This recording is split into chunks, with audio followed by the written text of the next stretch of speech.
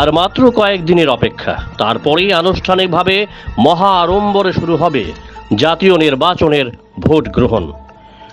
প্রথম দফার নির্বাচন আগামী 19 এপ্রিল। তার আগেই বিভিন্ন রাজনৈতিক দলের তারকা প্রচারকদের রাজ্য সফরে পারদ চড়ছে লোকসভা নির্বাচনের। 2019-এর লোকসভা নির্বাচনও ছিল তুলনামূলকভাবে জমজমাট, কিন্তু তার আগে বাম জামানার দীর্ঘ 25 বছর রাজ্যের 2টি আসনে লোকসভা নির্বাচন ছিল নিষ্প্রভ। কিন্তু 2024-এর লোকসভা নির্বাচনের পারদ পূর্বের নির্বাচনগুলিকে যেন হার মানিয়ে দিয়েছে বলছেন রাজনীতিকরা।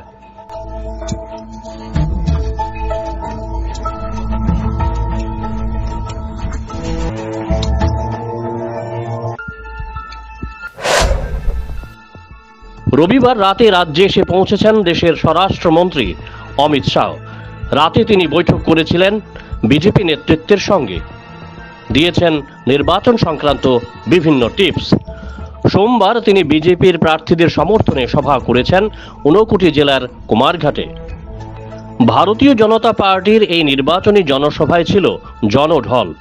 জাতি জনজাতি উভয় সম্প্রদায়ের লোকজন উপস্থিত ছিলেন সভায়।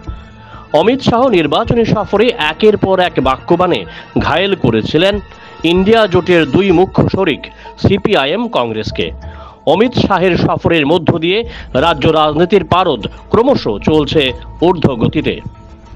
দেশের স্বরাষ্ট্রমন্ত্রী তথা বিজেপির হেভিওয়েট নেতা অমিত শাহের রাজ্য সফরের রেশ কাটতে না কাটতেই রাজ্যে আসছেন কংগ্রেস নেত্রী প্রিয়াঙ্কা গান্ধী। মঙ্গলবার প্রিয়াঙ্কা গান্ধী রাজ্যে আসছেন। তিনি রাজধানীতে করবেন রোড শো, কংগ্রেস নেতৃত্বের সঙ্গে করবেন বৈঠক। ইন্ডিয়া জোটের শরিক সিপিআইএমের সঙ্গেও প্রিয়াঙ্কার বৈঠক করার কথা রয়েছে। নিঃসন্দেহে অমিত শাহের পর প্রিয়াঙ্কা গান্ধীর রাজ্য সফর কেন্দ্র করে টগবগ করবে রাজনীতির অঙ্গন। প্রিয়াঙ্কার সফরে কিছুটা হলেও বাড়তি অক্সিজেন পাবে ইন্ডিয়া জোটের নেতাকর্মী সহ সমর্থকরা। এখানেই শেষ নয়, অন্তিম সময়ে ভাজপার প্রচারে শেষ তুলির টান দিতে রাজ্যে আসবেন দেশের প্রধানমন্ত্রী নরেন্দ্র মোদী। আগামী 17 এপ্রিল প্রধানমন্ত্রী আসছেন রাজ্য সফরে। তিনি রাজধানীর স্বামী বিবেকানন্দ ময়দানে করবেন জনসভা।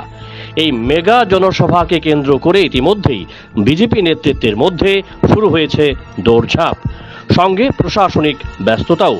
বাড়ছে নিরাপত্তা বাহিনীর আনাগোনা, সর্বক্ষণ শহরে চক্কর কাটছে সাদা পোশাকের পুলিশ। সব মিলিয়ে প্রথম দফার নির্বাচনের আগে এক টান টান রাজনৈতিক পরিস্থিতির উষ্ণতা ছড়িয়ে পড়ছে গোটা রাজ্যে।